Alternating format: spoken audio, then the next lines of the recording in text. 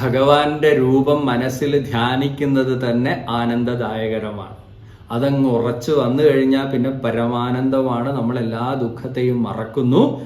അതുവഴി നമ്മുടെ മനസ്സിൽ ജ്ഞാനോദയം ഉണ്ടാകുന്നു.